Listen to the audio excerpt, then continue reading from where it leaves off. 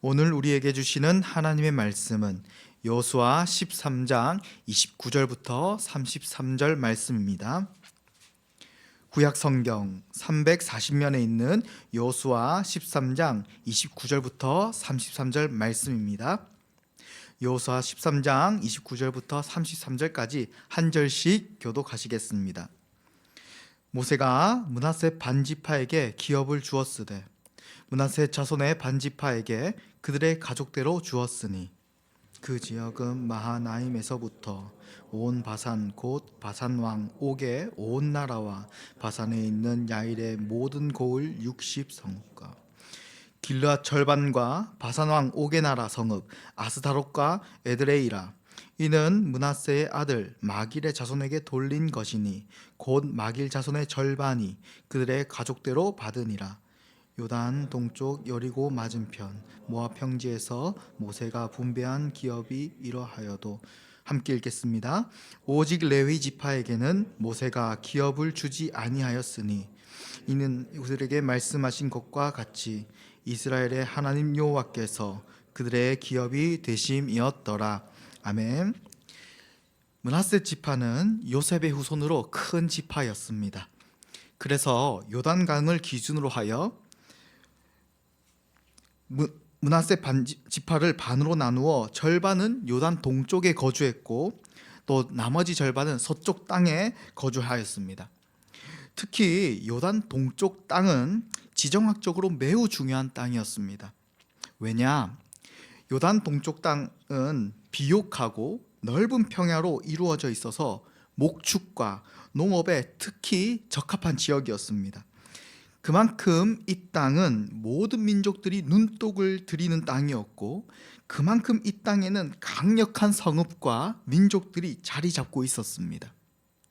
모세는 이스라엘 백성들을 이끌고 이 가나안에 들어가기 전 이 요단 동쪽 편에 있는 이 지역들을 점령하였습니다. 당시 이 지역의 강력한 왕이었던 아모리 왕 시혼이나 바산 왕 옥과 전쟁을 하였고 또 미디안의 5 왕과 발람도 죽였습니다.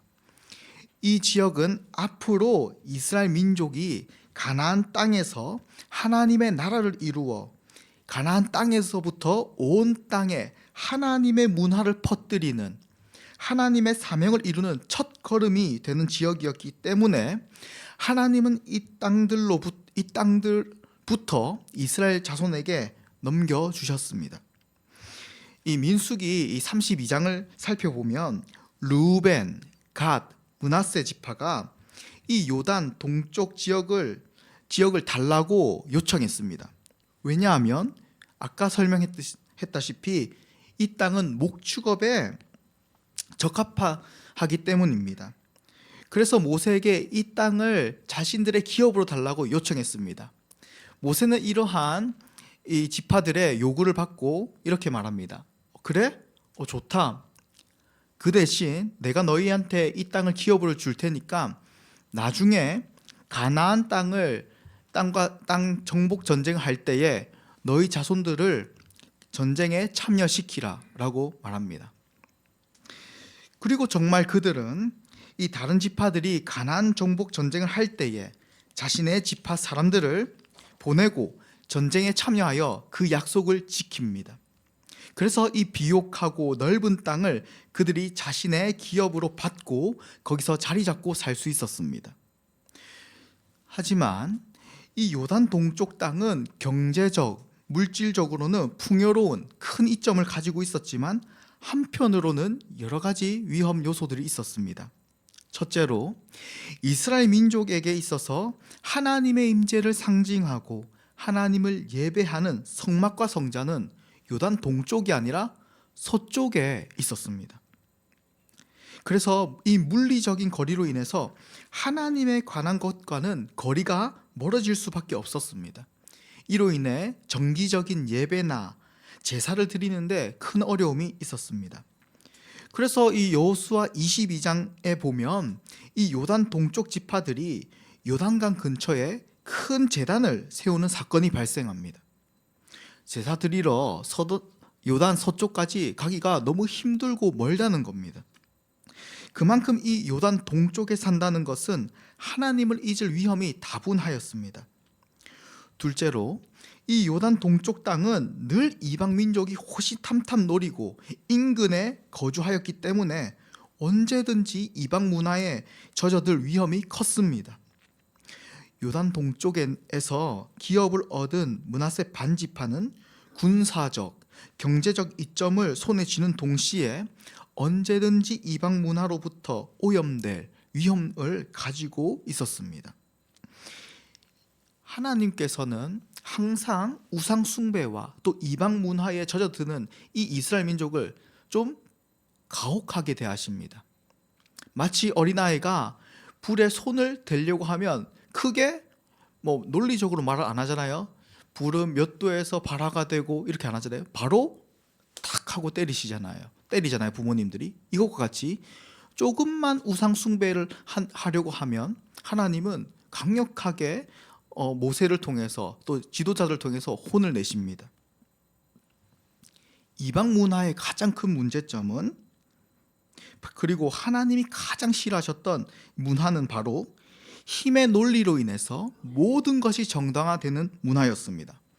힘이 없으면 아내를 빼앗겨도, 나라가 빼앗겨도, 심지어 노인과 아이와 여인들이 사회적으로 희생당해도 아무도 거기에 대해서 문제 제기를 하지 않는 그 문화를 싫어하셨습니다.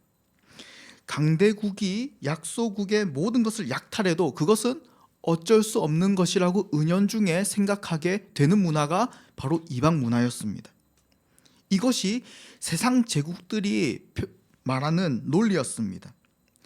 그래서 이방 문화는 항상 누군가는 힘을 갖기 위해서, 서로 힘을 갖기 위해서 열심히 살고 열심히 칼을 갈고 열심히 싸워야 했기 때문에 안식이 없습니다. 그리고 강자에게 희생당하는 것을 공정한 결과라고 생각하였습니다. 역사적으로 이방 문화가 이스라엘 내에 들어오면 늘 이스라엘 사회는 힘없는 사회적 약자들이 그들의 관심에서 없어집니다. 억울한 사람이 생깁니다. 왕이 선지자들을 다 죽여도 왕은 힘이 있기 때문에 그럴 수 있다고 은연중에 생각하는 겁니다. 왕이 자신의 아들들을 전쟁터로 내몰아도 왕이니까 그렇게 할 수 있다고 생각하는 겁니다. 과도한 세금을 매겨도 왕은 힘이 있는 자이기 때문에 자기들에게 그럴 수 있다고 당연하게 은연중에 생각하게 되는 것이 바로 힘의 논리의 문화, 이방 문화의 특징이었습니다. 이러한 힘의 논리로 이루어진 문화는 사실 이방 신을 섬기는 예배 행위에서 비롯된 것입니다. 이방 신을 섬기는 행위는 이런 겁니다. 우리가 신을 기쁘게 하기 위해서 우리를 희생시킵니다. 우리 자식들을 인신제사시키고 가장 소중한 것을 주니까요. 그리고 자기 몸에 피가 나도록 때리고 칼로 찢고 하면서 바리여 하면 부르짖습니다. 그러면 신이 그걸 보고 감동을 한다는 것입니다. 신을 위해서, 신이 우리에게 은혜를 베풀어 줄 힘이 있기 때문에 우리가 희생당하는 것은 당연하다는 이 예배 행위로 인해서 그런 사고 방식이, 그런 문화가 저절로 생겨나는 것입니다.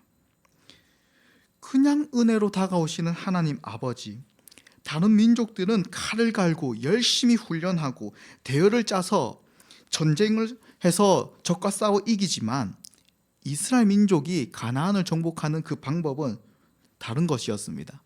하나님께서는 여리고성 7바퀴 돌아라 하면 이스라엘은 예 하면서 그냥 7바퀴 돌고, 하나님의 말씀에 순종하여 은혜로 이기는 방법으로 늘 이겼습니다.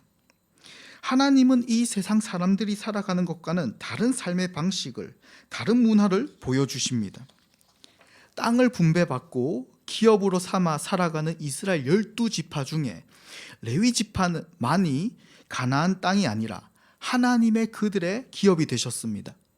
이 레위 지파가 이스라엘 내에서 중요한 의미를 지니는 이유는 그들이 하나님을 섬기는 어떤 기능적 역할 때문이 아니라, 그들이 고귀한 일을 해서가 아니라 늘 하나님께서 그들을 돌보신다는, 세상의 방법으로 수고하지도 아니하였고 땅 한 평도 없는데 하나님이 그들의 기업이 되셔서 하나님의 은혜로 살아간다는 것을 온 이스라엘 지파들이 이 레위 지파를 볼 때마다 하나님이 우리의 기업이 되신다는 것을 늘 인식하고 인지하고 기억하는 표대와 같은 역할을 했기 때문에 레위 지파가 중요한 의미를 지니는 것입니다.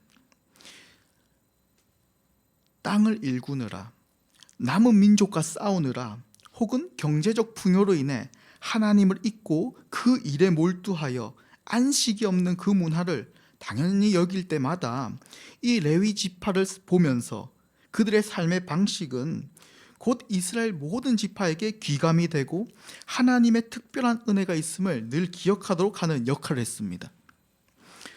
오늘날 우리의 삶도 마찬가지입니다. 이 세상 사람들의 생각에는 이렇게 새벽에 모여서 새벽 기도를 드리고 예배를 드리고 교회에 헌금하고 하나님의 말씀을 가까이 하며 우리의 자녀들을 좀 다르게 키우는 우리 삶을 이해하지 못합니다.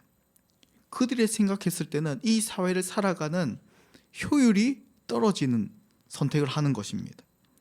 그러나 하나님이 우리를 사회 곳곳에 세우신 이유는 바로 하나님이 우리의 기업이 되신다는 것, 하나님의 은혜로 이 세상이 존재한다는 것을 알려주는 표대로 우리를 세우셨습니다. 다른 삶에 또 하나님을 예배하는 그 삶의 방식을 때문에요. 그러므로 우리가 새벽 기도하고 주일에 모여 예배드리고 자녀들을 교회 학교에 보내는 이러한 삶은 바로 하나님이 우리의 기업이 되신다는 믿음의 표현이자 살아있는 은혜의 징표입니다. 오늘 하루도 우리의 기업이 되시는 하나님을 의지하며 나와 관계된 이들에게 하나님의 은혜를 증거하는 자들이 되길 이 시간 소망합니다. 기도하겠습니다. 사랑의 하나님, 은혜를 감사드립니다. 우리를 이 땅에 보내시고 우리의 삶을 통해 하나님의 은혜와 안식이 드러나게 하심을 감사드립니다.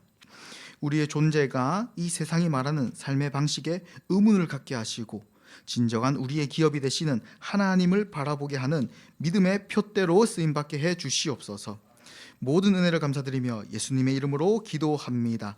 아멘.